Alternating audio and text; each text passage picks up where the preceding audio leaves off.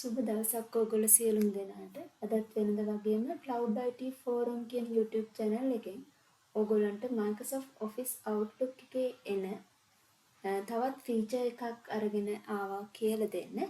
ඉතින් අපි බලමු මොකද්ද මේ feature එක කියලා. අපි පහුගිය දවස්වල ඔයගොල්ලන්ට මතක ඇති කොහොමද email එකක් යවන්නේ, ඒ වගේම කොහොමද email එකට signature එකක් add කරන්නේ, ඒ වගේම email attachment යවන්නේ, ඔය වගේ features ගණනාවක්ම කියලා දුන්නා. ඉතින් අද අපි බලමු කොහොමද email එකක් schedule කරන්නේ.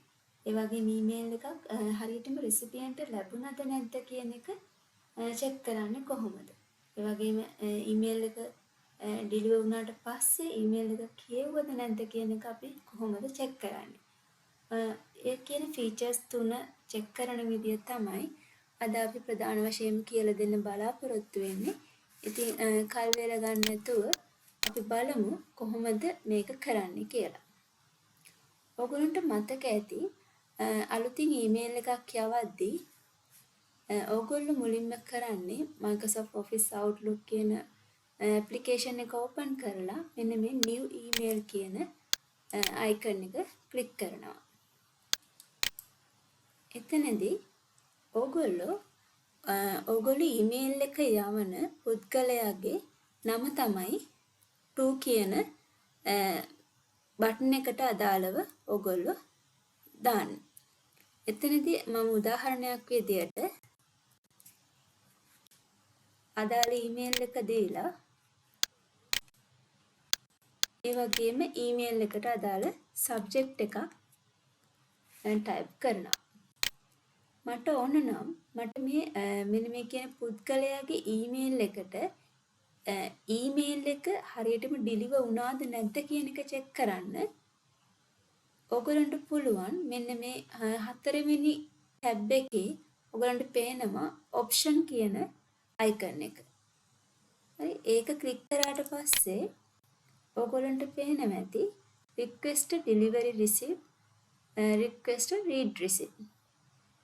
දැන් ඔයගොල්ලන්ට ඕන නම් මේ කියන පුද්ගලයාට email එක deliver වුණාද නැද්ද කියන එක check කරන්න අපිට පුළුවන් මෙන්න මේ කියන delivery receipt කියන icon එක ඉස්සරහින් tick එකක් දාන්න. හරි ඊට පස්සේ ඔයගොල්ලන්ට ඕන නම් මේ කියන පුද්ගලයා recipient අදාළ email එක කියවුවද නැද්ද කියන එකේ email එක ගන්න ඔයගලන්ට අවශ්‍ය නම් ඔයගලන්ට පුළුවන් මෙතනට අදාළව ටික් එක දාන්න. ඒ කරලා ওই විදිහට මම email එකට type කරලා email එක යවනවා.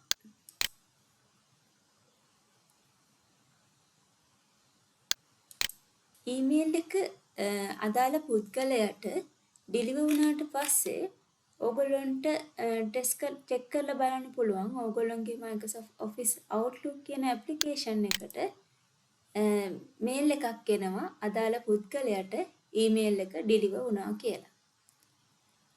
අදාළ පුද්ගලයා email එක කියවුවොත් අපිට ඒ වගේම Microsoft Office Outlook එකෙන් notification එකක් ආයෙමත් ලැබෙනවා එයා කියන පුද්ගලයා email එක කියවුවා කියලා.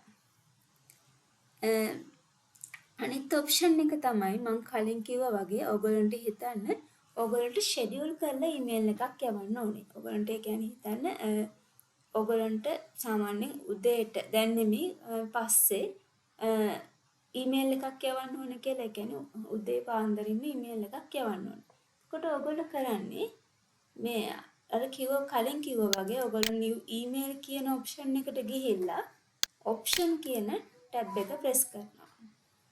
එතනදී ඔයගොල්ලන්ට පේනවා ඇති මෙන්න මේ delay delivery කියන option එක.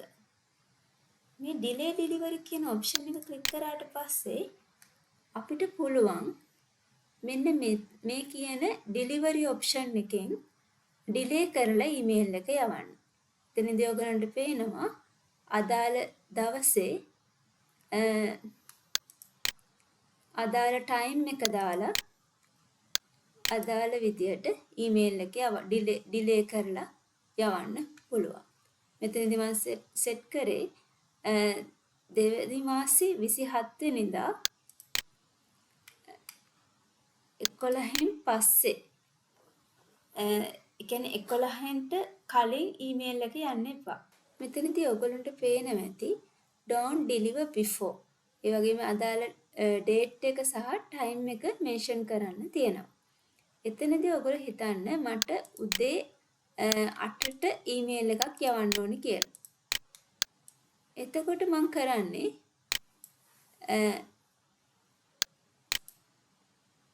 don't deliver before අදාළ date එක දෙනවා. මට 28 වෙනිදා උදේ 8ට තමයි ඊමේල් එක යවන්න ඕන. මේ විදියට date එක සහ time එක select කරලා අපිට ඊමේල් එක delay කරලා යවන්න පුළුවන්.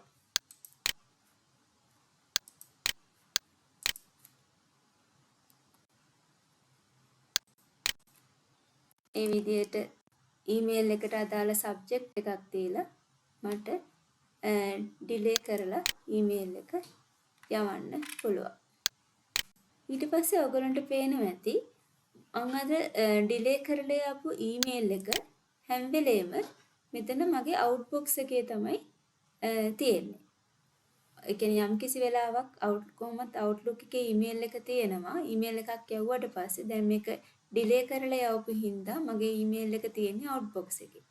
ඒ වගේම ඔයගොල්ලන්ට 8:02 ඔන්න ඔය වගේ වෙලාවදී ඊමේල් එක චෙක් කරොත් ඊමේල් එක අවුට්බොක්ස් එකෙන් sent item එකට move වෙනවා. ඒ කියන්නේ 8ට ඊමේල් එක deliver වෙනවා. ඒක ඔයගොල්ලන්ට චෙක් කරලා බලන්න පුළුවන්.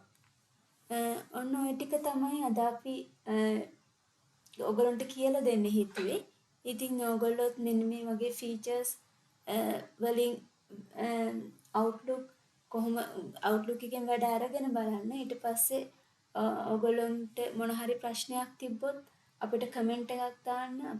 අපි ඔයගොල්ලන්ට ඒ වෙලේම උත්තර දෙන්න බලාපොරොත්තු වෙනවා.